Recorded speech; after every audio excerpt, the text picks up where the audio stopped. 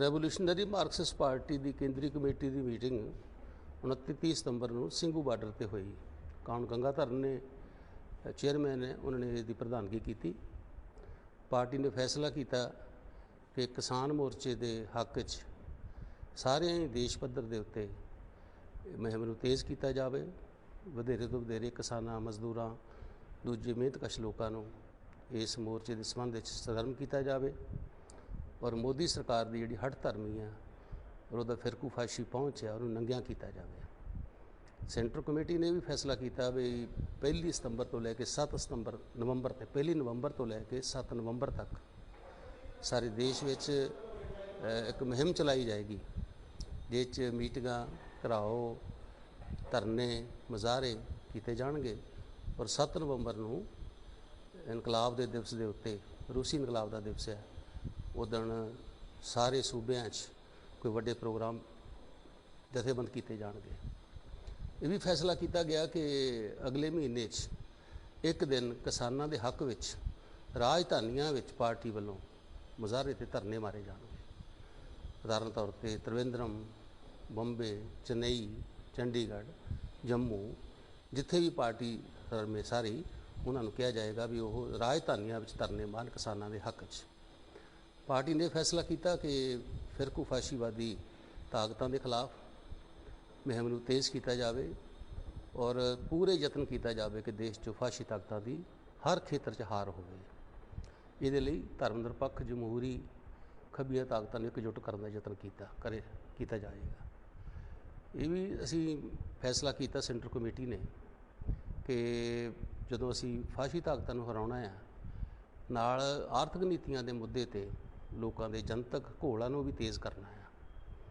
ਇਹ ਆਰਥਿਕ ਨੀਤੀਆਂ ਦੇ ਮੁੱਦੇ 'ਤੇ ਬਹੁਤ ਸਾਰੀਆਂ ਸਰਮਾਏਦਾਰ ਪਾਰਟੀਆਂ ਇਕਜੁੱਟ ਆ, ਪਰ ਉਹ ਲੜਾਈ ਲੜੀ ਜਾਣੀ ਚਾਹੀਦੀ ਹੈ ਤਾਂ ਕਿ ਲੋਕਾਂ ਸਪਸ਼ਟ ਹੋਵੇ ਕਿ ਮੋਦੀ ਸਰਕਾਰ ਨੂੰ ਗੱਦੀ ਤੋਂ ਲਾਉਣਾ ਸਾਡਾ ਪ੍ਰਮੁੱਖ ਏਜੰਡਾ ਆ।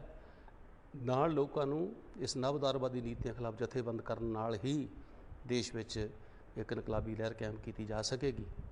ਇਹਦੇ ਲਈ ਅਸੀਂ ਖੱਬੀਆਂ ਤਾਕਤਾਂ ਨੂੰ ਵੀ ਇਕਜੁੱਟ ਕਰਾਂਗੇ ਔਰ RMPI ਆਪਣੇ ਤੌਰ 'ਤੇ ਮਜ਼ਬੂਤ ਹੋਣ ਦਾ ਯਤਨ ਕਰੇਗੀ, ਪਿੰਡ ਪੱਧਰ 'ਤੇ, ਬ੍ਰਾਂਚ ਪੱਧਰ 'ਤੇ। ਇਹ ਫੈਸਲਾ ਵੀ ਕੀਤਾ ਗਿਆ ਕਿ ਅਗਲੇ ਸਾਲ ਪਾਰਟੀ ਦੀ ਮੈਂਬਰਸ਼ਿਪ ਕਰਨ ਤੋਂ ਬਾਅਦ ਹਰ ਪੱਧਰ ਦੀਆਂ ਕਾਨਫਰੰਸਾਂ ਕੀਤੀਆਂ ਜਾਣਗੀਆਂ, ਬ੍ਰਾਂਚ ਪੱਧਰ ਤੋਂ ਲੈ ਕੇ ਬ੍ਰਾਂਚ, ਤਹਿਸੀਲ, ਜ਼ਿਲ੍ਹਾ, ਸੂਬਾ, ਤਾਂ ਫਿਰ ਸੰਭਵ ਹੈ ਸਾਲ ਦੇ ਅੰਤ ਵਿੱਚ ਆਲ ਇੰਡੀਆ ਪਾਰਟੀ ਕਾਨਫਰੰਸ ਕੀਤੀ ਜਾਏਗੀ, ਜਿਹੜੀ ਕੀਤੀ ਨੂੰ ਸਾਨੂੰ 4 ਸਾਲ ਹੋ ਗਏ। ਸੰਵਿਧਾਨ ਦੇ ਮੁਤਾਬਕ 4 ਸਾਲਾਂ ਬਾਅਦ ਕਾਨਫਰੰਸ ਕੀਤੀ ਜਾਂਦੀ ਹੈ। ਇਹ ਫੈਸਲਾ ਵੀ ਕੀਤਾ ਵੀ MCPIU, ਜਿਹਦੇ ਸਾਥੀ ਮੁਹੰਮਦ ਕੌਂਸੀ ਜਨਰਲ ਸੈਕਟਰੀ ਸਨ, ਪਿਛਲੇ ਦਿਨੀ ਸਾਨੂੰ ਵਿਛੋੜਾ ਦੇ ਗਏ ਆ, ਉਹਨਾਂ ਨਾਲ ਦੋਨਾਂ ਪਾਰਟੀਆਂ ਨੂੰ ਇੱਕ ਕਰਨ ਦੀ ਜਿਹੜਾ ਪ੍ਰੋਸੈਸ ਆ ਉਹਨੂੰ ਤੇਜ਼ ਕੀਤਾ ਜਾਵੇ ਔਰ ਕਿਉਂਕਿ ਪਾਰਟੀਆਂ 'ਚ ਕੋਈ ਬੁਨਿਆਦੀ ਮਤਭੇਦ ਨਹੀਂ ਦੋਨਾਂ 'ਚ, MCPIU ਤੇ RMPI 'ਚ ਸੰਵਿਧਾਨ ਵਿੱਚ ਕੋਈ ਮਤਭੇਦ ਨਹੀਂ। ਸੰਵਿਧਾਨ ਦੇ ਤੌਰ 'ਤੇ ਸਿਰਫ ਕੁਝ 1-2 ਛੋਟੇ ਪੁਆਇੰਟ ਆ ਜਿਨ੍ਹਾਂ ਬਾਰੇ ਮਤਭੇਦ ਆ। ਯਤਨ ਕਰਕੇ ਅਸੀਂ ਫਿਰ ਸੰਭਵ ਆ ਜਿਹੜੀ ਇਕੱਲੇ ਪਾਰਟੀ ਕਾਨਫਰੰਸ ਕਰਨੀ ਆ ਉਹਦੀ ਜਗ੍ਹਾ ਦੇ ਉੱਤੇ ਦੋਨਾਂ ਪਾਰਟੀਆਂ ਦੀ ਏਕੀਕਰਨ ਦੀ ਕਾਨਫਰੰਸ ਕੀਤੀ ਜਾਵੇ। ਅਸੀਂ ਪੂਰਾ ਯਤਨ ਕਰਾਂਗੇ ਕਿ ਇਸ ਪਾਰਟੀਆਂ ਦੋਨਾਂ ਦੇ ਏਕੀਕਰਨ ਦੇ ਨਾਲ ਖੱਬੀ ਲਹਿਰ ਨੂੰ ਵੀ ਸ਼ਕਤੀ ਮਿਲੇਗੀ ਔਰ ਅਸੀਂ ਹੋਰਨਾਂ ਖੱਬੀਆਂ ਤਾਕਤਾਂ ਨਾਲ ਵੀ ਆਪਣਾ ਸਾਂਝ, ਆਪਣੀ ਏਕਤਾ ਮਜ਼ਬੂਤ ਕਰਾਂਗੇ ਅਤੇ ਸਾਂਝੇ ਸੰਘਰਸ਼ ਲੜਾਂਗੇ। ਤੋ ਕੇਂਦਰੀ ਕਮੇਟੀ ਨੇ ਇਹ ਜਿਹੜਾ ਫੈਸਲਾ ਕੀਤਾ ਆ ਸਿੰਘੂ ਬਾਰਡਰ 'ਤੇ, ਜਿੱਥੇ 100 ਤੋਂ ਵਧੇਰੇ ਕਿਸਾਨ ਤਾਮਿਲਨਾਡੂ ਤੋਂ ਆਏ ਆ ਜਿਹਨਾਂ 'ਚ ਹਿੱਸਾ ਲਿਆ, ਜਿਸ 'ਚੋਂ 25 ਔਰਤਾਂ ਮਜ਼ਦੂਰਾਂ ਦੀਆਂ, ਕਿਸਾਨਾਂ ਦੀਆਂ, ਜਿਹਨਾਂ ਨੇ ਹਿੱਸਾ ਲਿਆ ਔਰ ਬੜਾ ਲੋਕਾਂ ਨੇ ਉਹਦਾ ਸਵਾਗਤ ਕੀਤਾ ਹੈ। ਇਹ ਸੈਂਟਰਲ ਕਮੇਟੀ ਦਾ ਫੈਸਲਾ ਵੀ ਇਸ ਕਿਸਾਨ ਅੰਦੋਲਨ ਨੂੰ, ਜਿਹਨੇ ਦੇਸ਼ ਵਿੱਚ ਇੱਕ ਨਵੀਂ ਚੇਤਨਾ ਪੈਦਾ ਕੀਤੀ ਹੈ, ਇਹਨੂੰ ਜਿੱਤ ਤੱਕ ਲੈ ਕੇ ਜਾਇਆ ਜਾਵੇ ਔਰ ਉਹਨਾਂ ਨੇ ਕਿਸਾਨਾਂ ਦੇ ਇਸ ਅੰਦੋਲਨ ਵਿੱਚ ਹਿੱਸਾ ਲੈਣ ਵਾਲੇ ਲੋਕਾਂ ਨੂੰ ਵਧਾਈ ਦਿੱਤੀ ਹੈ ਔਰ ਜਿਹੜੇ 600 ਤੋਂ ਜ਼ਿਆਦਾ ਕਿਸਾਨ ਸ਼ਹੀਦ ਹੋ ਗਏ ਆ ਉਹਨਾਂ ਨੂੰ ਸ਼ਰਧਾਂਜਲੀ ਦੇ ਫੁੱਲ ਭੇਟ ਕੀਤੇ ਆ। ਤੋ ਮੈਂ ਸਮਝਦਾ ਕਿ ਜਿਹੜੀ ਸਿੰਘੂ ਬਾਰਡਰ 'ਤੇ ਕੇਂਦਰੀ ਕਮੇਟੀ ਦੀ ਮੀਟਿੰਗ ਹੋਈ RMPI ਦੀ 29-30 ਸਤੰਬਰ ਨੂੰ, ਇਹ ਬਹੁਤ ਹੀ ਇਤਿਹਾਸਕ ਸਿੱਧ ਹੋਏਗੀ ਔਰ ਇਹਦੋਂ ਬਾਅਦ ਪਾਰਟੀ ਹੋਰ ਅੱਗੇ ਵਧੇਰੇ ਲੋਕਾਂ ਨਾਲ ਆਮਦ ਕਰਦੀ ਹੋਈ ਇੱਕ ਸ਼ਕਤੀਸ਼ਾਲੀ ਖੱਬੀ ਧਿਰ ਦੇ ਤੌਰ 'ਤੇ ਲੋਕਾਂ ਦੇ ਵਿੱਚ ਪ੍ਰਵਾਨ ਚੜ੍ਹੇਗੀ। मैं राजेंद्र परांस पे RMPI all India treasurer, standing committee member. आज जो हमारी सेंट्रल कमेटी की जो मीटिंग 2 दिन की चली, उसमें बहुत इम्पोर्टेंट कुछ डिसीजन लिए गए, जैसे कि 1 नवंबर टू 7 नवंबर पूरे ऑल इंडिया लेवल में पूरा वीक ये डिफरेंट पॉलिसीज़ और किसानों के ऊपर जो ये अत्याचार की जो बात चल रही है उस हिसाब से पूरा डेमॉन्स्ट्रेशंस हो या मोर्चे हैं या धरना हो, इस ढंग से करने हैं। एक मेन डिसीजन हुआ है। साथ साथ अभी 27 सितंबर को जो बंद हुआ, वो बंद में हमें कुछ ऐसे सिम्टम्स मिले कि जो 27 सितंबर का जो किसान संयुक्त मोर्चा ने जो भारत बंद का कॉल दिया था, उसको कई सारी लेफ्ट पार्टियां तो सपोर्ट में उतरी, लेकिन साथ साथ हमें ये दिखाई दिया जो कुछ दलित या अम्बेडकरिट्स ग्रुप है या कुछ पार्टीज़ है लोकल लेवल की, वो भी वहाँ पर साथ में उतरी। साथ साथ जैसे कांग्रेस आए हो या एनसीपी है, ऐसी भी पार्टियाँ या उनके बहुत सारे नुमाइंदे इस डेमॉन्स्ट्रेशंस के अंदर संयुक्त किसान मोर्चा को सपोर्ट करने के लिए उतरे। ये एक अलग माहौल आज देश में पैदा हो रहा है, ऐसा दिखाई दे रहा है। आज की परिस्थिति में ऐसी सिचुएशन है कि बीजेपी जैसी जो फैसिस्ट फोर्सेस बढ़ रहे हैं, हालांकि वो न्यू लिबरल पॉलिसीज़ को भी परस्यू कर रहे हैं। इसके पहले ये बात थी कि कांग्रेस भी न्यू लिबरल पॉलिसीज़ को परस्यू करती थी और आज भी उनका कैरेक्टर शायद वैसे भी रह सकता है या रहेगा, क्योंकि आफ्टर वो बुर्जुआइस्ट पार्टी है। लेकिन जब फैसिज्म का जो या फैसिस्ट दिशा में जाने की दिशा जो चल रही है इस बीजेपी के इंडिया गवर्नमेंट की, उसको मद्देनज़र देखते हुए अगर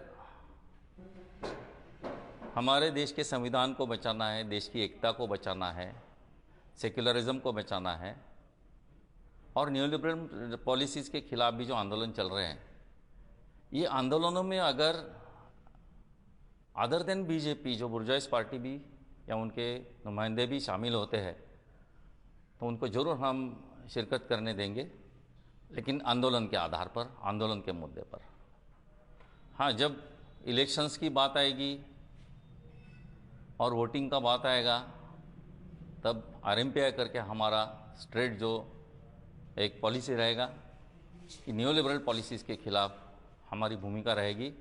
तो वो कांग्रेस अगर न्यू लिबरल पॉलिसीज़ को अगर परस्यू करता है तो उसके खिलाफ भी आरएमपीआई जरूर रहेगी, जैसे कि कुछ वामपंथी पार्टियां भी इसके बारे में सोचती है। ये सिचुएशन है। अभी किसान मोर्चा, संयुक्त मोर्चा जो है, यहाँ पर जो आंदोलन चल रहा है, करीबन 10 महीना ख़त्म हुआ। 27 सितंबर का जो बंद हुआ वो एक असरदार ऐसा हो गया। हमने जो महापंचायत के बारे में जो दृश्य देखे या सुना, एक माहौल इस दिशा में हो रहा है और किसानों के अंदर या मज़दूरों के अंदर भी इसके बारे में जो जिस ढंग से जानकारी और जानी चाहिए, उसके लिए बहुत सारी कोशिश होने की ज़रूरत है।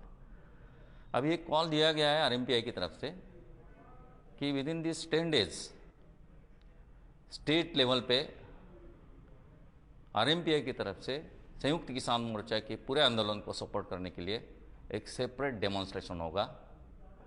वो चाहे चंडीगढ़ में हो, महाराष्ट्र में मुंबई में हो, तमिलनाडु में चेन्नई में हो, या हमारा केरला में तिरुवनंतपुरम वहाँ हो, या अलग अलग स्टेट में, स्टेट की जो यानी राजधानी है, उस राजधानी के हिसाब से वहाँ पर ये डेमॉन्स्ट्रेशन हो जाएगा। मुझे लगता है मेन डिसीजंस जो है, यानी पॉलिटिकल डिसीजन जिस हिसाब से बोलते हैं, वो आरएमपीआई ने इसलिए दिया है कि आंदोलन को कैसे आगे लेके जाए और जो डेमोक्रेटिक फोर्सेस, सेकुलर फोर्सेस है, उसको ज़्यादा से ज़्यादा कैसे जुटा जाए ये फैसिस्ट फोर्सेस के खिलाफ। ये हमारी अहम भूमिका रहेगी। इस ढंग से हमारी बात होगी। I'm K.K. Rema from Kerala. I am the representative of RMBI Central Committee member and also Kerala Legislative Assembly member in Vadagara constituency. we were from Kerala, reached here for watching the historic event. When we came here and saw the peasants who were fighting for last 10 months, we learned too much. The peasant struggle in India is a part of our independence struggle. All over India, peasants struggle for freedom from British yoke. After 1947, peasants started new struggles to keep dignity of life.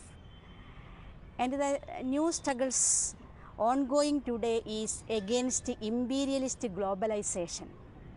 The corporate who were sucking a blood of peasants are afraid now.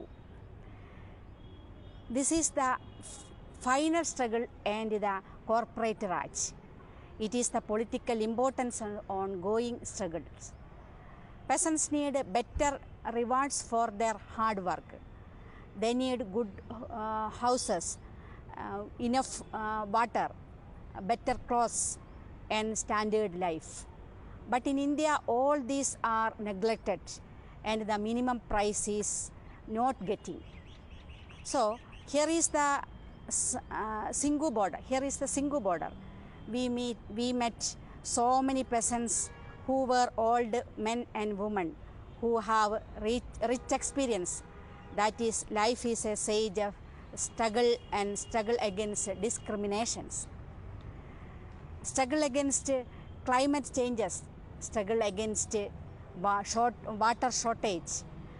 These continuous struggles, their life is historic thing. They create history. We can show the sequences of ending history. The struggle is historic in the sense that this is fight against an anti-people policy of the hated government. Peasants' unity is the only solution in this struggle and the courageous people writing a new history. I am proud of these people. When we are going back to Kerala, we will talk about this historic struggle. We will say about the 600 martyrs who were entered into immortality. Thank you. Myself, Sanjot Ramchandra Rao, Maharashtra, RMPI Central Committee member and Secretary शेतकरी सभा महाराष्ट्र। तो आज जो meeting चली, meeting के अंदर हमारे जो सभी साथी हैं, जो साथियों ने आज ये सिंघू बॉर्डर पे जो पूरा एजिटेशन चल रहा है, वो एजिटेशन में शामिल होने के लिए हम लोग आए थे और मीटिंग के लिए भी आए थे। जिस प्रकार से पिछले 8 महीने से यहाँ पे जो किसान जो हमारे भाई है वो टिके हुए हैं सरकार की 3 फार्म लॉस के खिलाफ और जो इलेक्ट्रिसिटी लॉस है उसके खिलाफ, मुझे नहीं लगता कि पूरे विश्व में ऐसा कोई एक आंदोलन, ज़बरदस्त आंदोलन चला हुआ हो।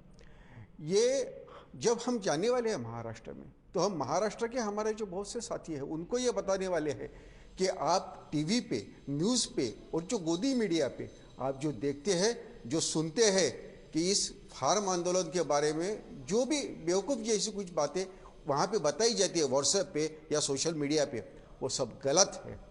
ये सब जो बातें हैं ये बिल्कुल फेक साबित हुई और यहाँ तक कि एक अच्छा चलने वाला एक जो किसान आंदोलन है उसके एक बदनाम करने की कोशिश की जा रही है। मुझे दूसरी जो एक महत्व की बात कहनी है कि महाराष्ट्र में भी इस किसान आंदोलन के सपोर्ट में बहुत से फार्मर 27 सितंबर को उतरे हैं। यहाँ तक कि आज तक पिछले मेरे ख्याल से 1 साल के अंदर 3 से 4 बार भारत बंद का आह्वान हुआ। वहाँ पे जो हमारे किसान भाई जो है वो इस जो दिल्ली के जो किसान आंदोलन चल रहा है उसके सपोर्ट में आए हुए हैं। ऐसा नहीं है कि ये किसान आंदोलन सिर्फ हरियाणा, पंजाब और वेस्टर्न यूपी के कुछ प्रदेशों के किसानों का है, ये महाराष्ट्र में भी है। यहाँ तक कि हमारे जो कर्नाटक के किसान भाई है, हमारे जो गोवा के हैं, गोवा महाराष्ट्र से नज़दीक है, मैं पालघर जिले से हूँ, तो वहीं पे भी ये सब जो किसान भाई है, इवन गुजरात में उमरगांव जैसा एरिया, वहाँ पे भी दीव दमन दादरा नगर हवेली, ये जो है दमन और नगर हवेली के अंदर, वहीं पे भी इस आंदोलन के सपोर्ट पे किसान उतरे हैं। ऐसा नहीं है कि ये 2 या 3 स्टेट के अंदर चल रहा है, पूरे देश भर के अंदर ये चल रहा है। एक जो महत्व की बात है, मैं किसानों से ही अपील करना चाहता हूँ कि जिस प्रकार से मार्केट इकोनॉमी को बढ़ावा दे करके, मार्केट इकोनॉमी को ही पब्लिक इकोनॉमी बोल रहे हैं आज बहुत से लोग, लेकिन ये मार्केट इकोनॉमी है। अगर कोई व्यापारी या बड़ा जो कॉरपोरेट कंपनी है वो ये जो खाद्य उत्पाद है वो खरीदेगी और वो खरीद के वो 6 महीने के बाद 7 महीने के बाद उसको भाव मिलने के लिए बेचेगी, तो ये मार्केट इकोनॉमी बनती है। ऐसे मार्केट इकोनॉमी से ना ही सिर्फ किसानों का बल्कि जो खेत मजदूर है उनका, जो आम जनता है उसका, और जो सभी देश के जो सामान्य जो आम नागरिक है वो सबका नुकसान होने वाला है, ये मैं कहना चाहता हूँ। और इसके आगे जो यहाँ पे जो एजिटेशन होगा उसमें हम लोग शामिल रहेंगे। धन्यवाद। इनकलाब जिंदाबाद।